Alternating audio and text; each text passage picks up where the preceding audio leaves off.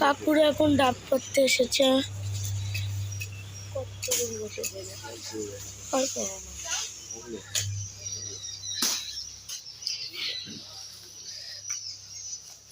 এখন বাজার কেমন এগুলো?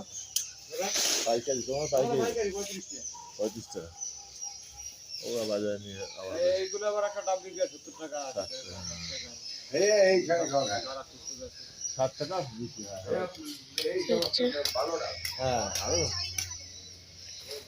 আর গরম বলেই চাহিদা নাকি? হ্যাঁ এই এরকম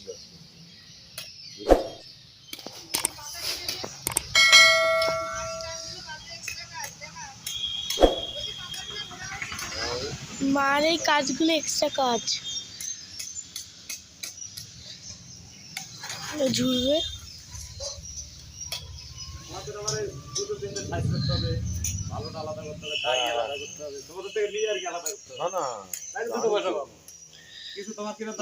পরিষ্কার করতে হবে। এত সোজা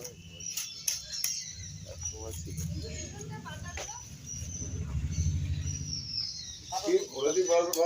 দুটো পাতা নেবে ওই ডাব পাতা কি সাড়ে দিন দুটো দেবো।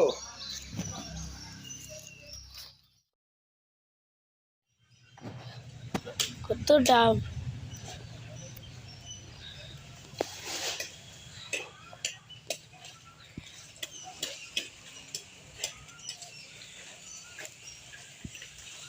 কোনানে ধরেন দাদা এখানে এখানে এতে হয় না তাই না? ছেলে মেয়ে হ্যাঁ হ্যাঁ ইউটিউবে যাবে, সবাই দেখবে, তোমাদের অসুবিধা নেই তো?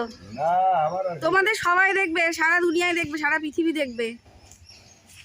এতে তাহলে চলে না বলো? আর কি করো অন্য সময়? আচ্ছা ছেলে মেয়ে কি আছে?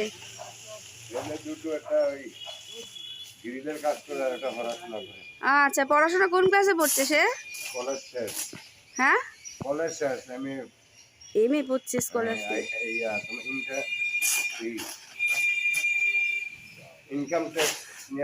আচ্ছা আচ্ছা তো খুব ভালো ছেলে তো। আর আপনার কি দাদা ছেলেপিলে আছে? বিয়ে দেওয়া হয়েছে? হয়েছে দাদা? 4জন ছেলেপিলে। আচ্ছা সব কি বড় বড়? বাহ এই বয়সে বিয়ে হয়ে গেছে? আচ্ছা আচ্ছা আচ্ছা বাহ আচ্ছা আচ্ছা। আপনি কি এই কাজই করে এসেছি? রুটি তরকারি হয়ে গেছে, করেছি খালি কুমড়ো আলু বেগুন দিয়ে ভাজা। দেখছো ব্রেকফাস্ট রেডি একদম, শুধু খাওয়ার অপেক্ষা। আর এই দেখো চড়া গরমেও শীতের আমেজ, দেখতে পাচ্ছ? খেজুরে গুড়ের পায়েস, দেখছো কালারটা কি সুন্দর এসছে। বললাম না ফ্রিজে রেখে রেখে আমি খাই, স্টক করে রেখেছি এখনো 2-4 দিন, কিন্তু এই পায়েস খাওয়া হবে আমাদের বাড়িতে। আমাদের বাড়িতে এখনো শীতকাল চলছে, চড়া গরমেও শীতের আমেজ চলছে। তার মানে এই পায়েস খাবো যখন, নলেন গুড়ের পায়েস, তখন শীতের কথা আবারও মনে পড়বে, তাই না? দেখছো তো?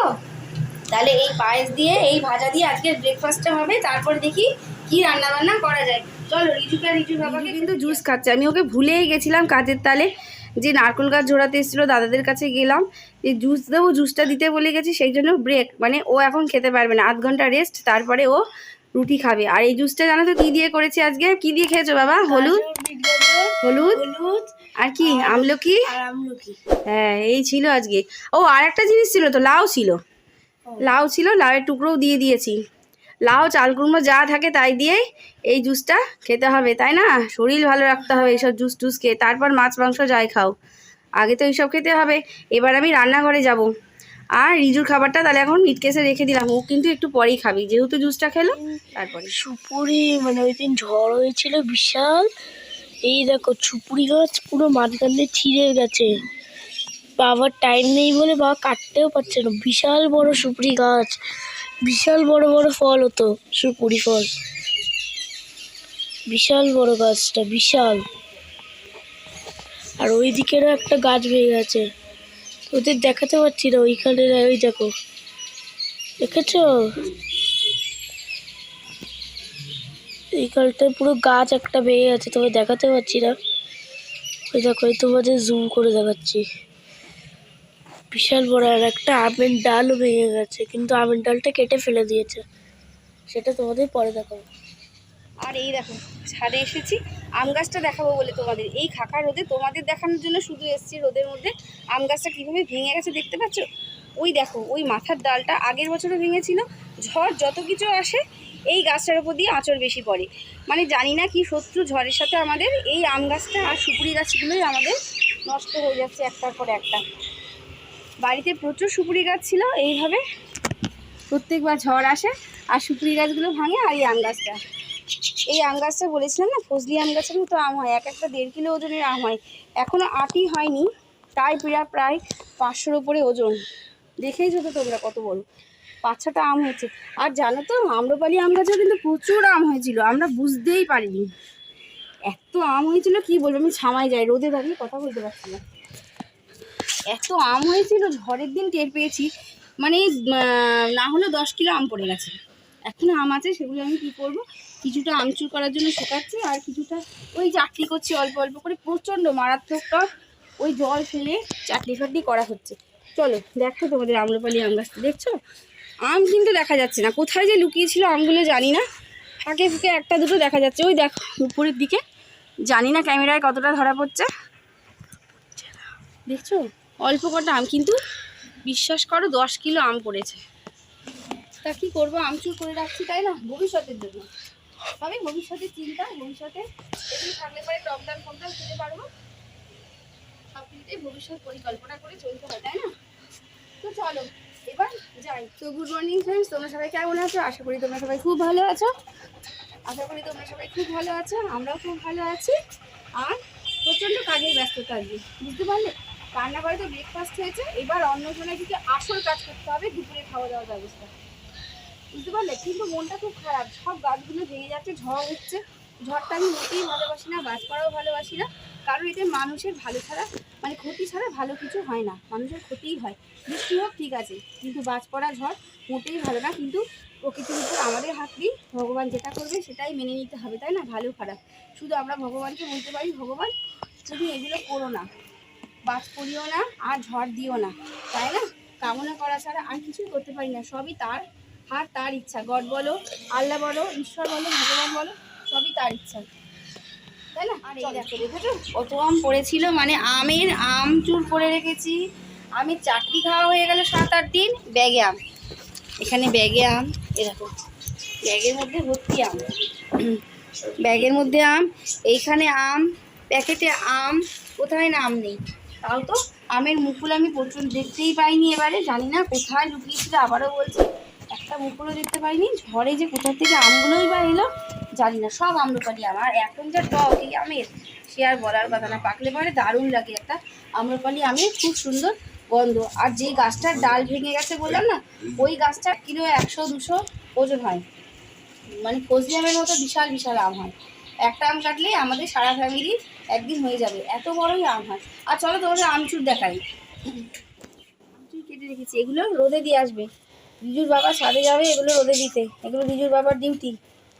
কাজে যাওয়ার আগে আগে এগুলো রোদে দিয়ে আসে, এগুলো রোদে দিয়ে আসবে। এই দেখো না, এখানেও আমগুলো কেটে রেখেছি, এগুলো কেমন হয়ে গেছে, এগুলো নষ্ট নষ্ট হয়ে গেছে, জানি না। রোদে তো দেবো, যদি শোকায় ভালো, না হলে আর কি করে ফেলে দিতে হবে, পচে গেলে ফেলে দিতে পারি। যে নারকেলগুলো নিয়ে এসেছি, এগুলো বিভিন্ন রকম করে খাওয়া যাবে, নাড়ু করে খাওয়া যাবে, ঘুগনিতে দেওয়া যাবে, সবজিতে দেওয়া যাবে, কত নারকেলের অনেক পদ্ধতি। এখানেও রেখেছি, এগুলো কাঁচা খাবো, এগুলো একদম কচি কচি নারকেল, কাঁচা খেতে হবে। এবার রান্নাঘরে যাই, সত্যি সত্যি অনেকটা দেরি হয়ে গেল, 8টা প্রায় বেজে গেছে তাই না। চলো।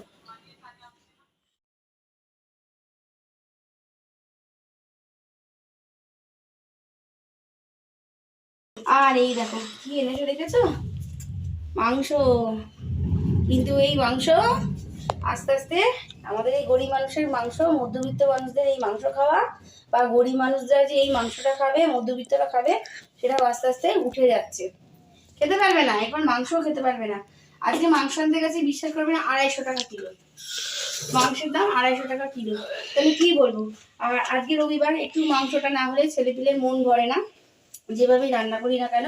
কিন্তু এটাও আস্তে আস্তে উঠিয়ে দিতে হবে। কি করব, মানে দেশ কোন জায়গায় যাচ্ছে বলো। কে গরিব মানুষের কথা, মধ্যবিত্ত মানুষের কথা ভাবে? কেউ ভাবে না, কেউ কারোর কথা ভাবে না, ভাবার দরকার নেই, তাই না? নিজের জীবন চলে গেলেই হলো।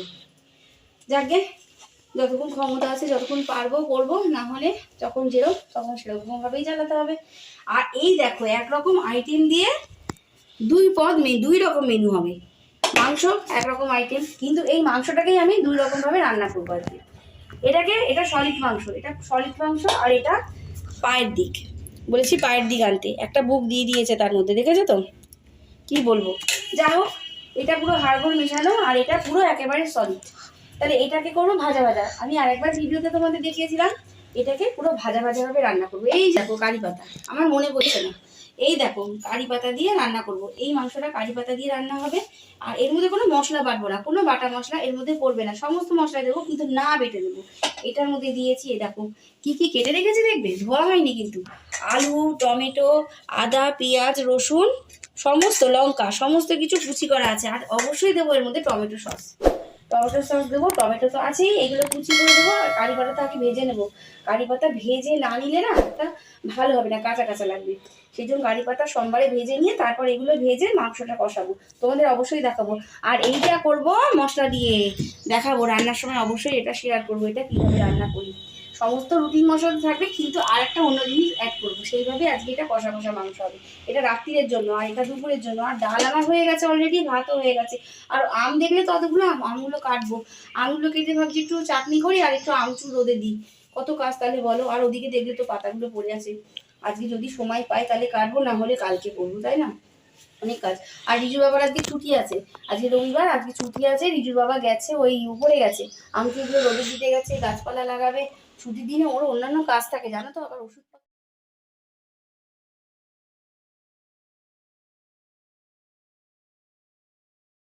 তোমরা আমাদের এইভাবে ভালোবাসা দিয়ে যেও।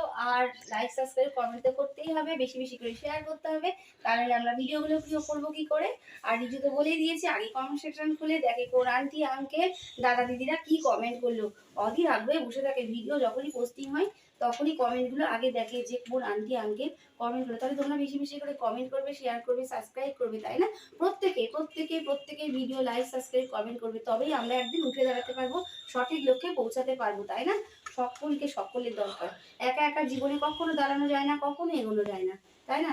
সকলের পাশে থাকতে হবে। তো চলো রান্নাগুলো স্টার্ট করে বিশাল ভাবে করবো, জানো তো?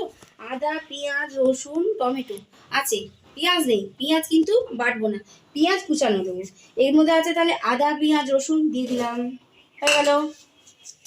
মৌরি এর মধ্যে মৌরি দিয়ে দিলাম, হয়ে গেল।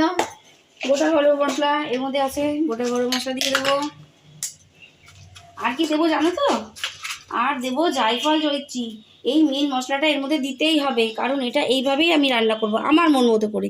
জানি না এটাকে কি নাম বলা যাবে, তোমরা যদি কোনো নাম থাকে দিয়ে দিও। এই দেখো এর মধ্যে দিয়ে দিলাম গোটা গরম মশলা, আর এই জায়ফল, জয়িত্রীটা আমি দিয়ে দেবো। এই দেখো এইটুকু জায়ফল দিয়ে দিলাম, আর এই জয়িত্রীটা আমি দিয়ে দেবো, ভেঙে দেবো। মিক্সির মধ্যে এরকম গোটা দিলে না হবে না, মিক্সির চাপ আসবে, একটু গুঁড়ো করে নেবো, হাওয়াল দিস্তা একটুখানি থেতো করে নিয়ে তারপর দেবো, তারপর পেস্ট করবো। চলো দেখো এইটুকু টক দই এনেছে, এতটা লাগবে না, 1 চামচ দিয়ে দেবো টক দই, দিয়ে এর মধ্যে নুন, হলুদ, লঙ্কার গুঁড়ো সমস্ত কিছু দিয়ে পেস্ট হবে। পেস্টটা রেডি করি, কখন কারেন্ট চলে যাবে তার ঠিক নেই। কারি পাতা খাওয়া কিন্তু খুব উপকার। দিয়ে দিলাম, আগে ভেজে দিতে হবে কারি পাতাটা।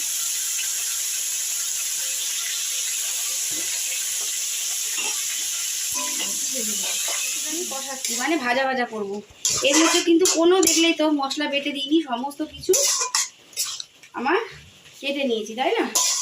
আদা, পেঁয়াজ, রসুন, আর দরকার হলে আদাটা একটু থেতো করে নিতে পারো। আমি যেহেতু ফ্রেন্ডস, মার এত সুন্দর এই মাংসটা হয়েছে না, তোমাদের কি বলবো। হয়েছে না, গন্ধ বেরোচ্ছে। হ্যাঁ, এত সুন্দর গন্ধ বেরোচ্ছে, তোমাদের যদি শুকাতে পারতাম না তাহলে তোমরা মন ভরে যেত, এত সুন্দর গন্ধ। ও ঘর থেকে গন্ধ পেয়ে বুঝতে পেরেছে, মা খেতে আর হবে না, গন্ধ শুকিয়ে পেট ভরে যাবে। ওর পেট ভরে যাচ্ছে। তোমরাও এরকম করে দেবো, এরকম অবশ্যই করবো, আমি শিওর বলছি, তোমাদের অবশ্যই ভালো লাগবে। আর এটা করতে বিশেষ ঝামেলাও লাগে না, দেখছো তো? একটু তেলটা জাস্ট একটু বেশি লাগে, তেলটা দিয়ে এরকম ভাজা ভাজা হবে, তারপরে আমি নামিয়ে দেবো।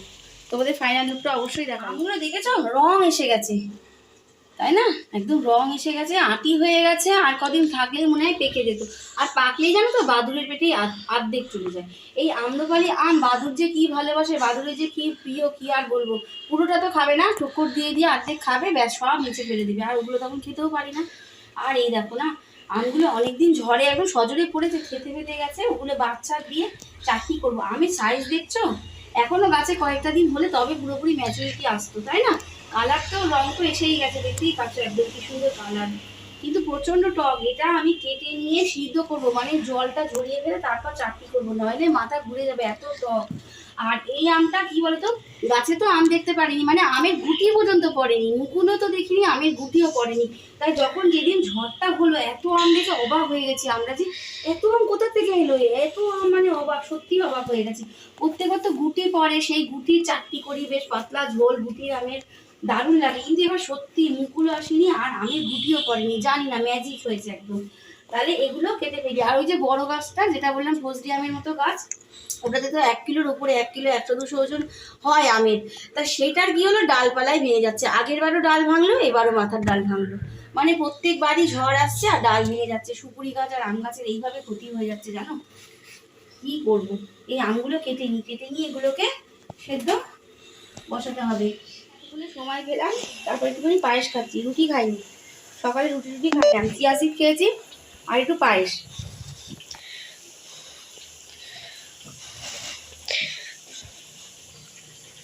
এখনো গুড়ের স্বাদ আছে, কিছুটা হলেও গুড়ের স্বাদ আছে, আর রংটা তো আছেই। আর দেখো এখানে মাংসটা কষাচ্ছি, আর একটু ঝোল টানবে, তেল ছেড়ে দিলেই নামিয়ে দেবো। আর এখানে বিশেষ করে আমির চাটনি হলেই আমার রান্নাঘর থেকে ছুটি। এখন পায়েসটা খেয়ে নিই। কাসুরি মেথি বললাম না, স্পেশাল করে করবো মাংসটা, আমার মতো ফর্মুলাই করবো। এটা কাসুরি মেথি দিয়ে দিলাম, এরপরে আরও 2টো জিনিস দেবো। কাসুরি মেথি দেওয়া হয়ে গেলে একটু নাড়াচাড়া করে রাখি, আর একটু বাদে আরও 2টো জিনিস দিতে হবে এর মধ্যে, তবেই হবে ফাইনাল রান্না, চিকেন কষা। বলেছিলাম না 2খানা জিনিস দেবো, এ দেখো আমুলের বাটার খানিকটা ছিল ফ্রিজে, এবার এটা আমি দিয়ে দিলাম, এই বাটারটা দিয়ে দিলাম, আর দেবো মেয়োনিজ।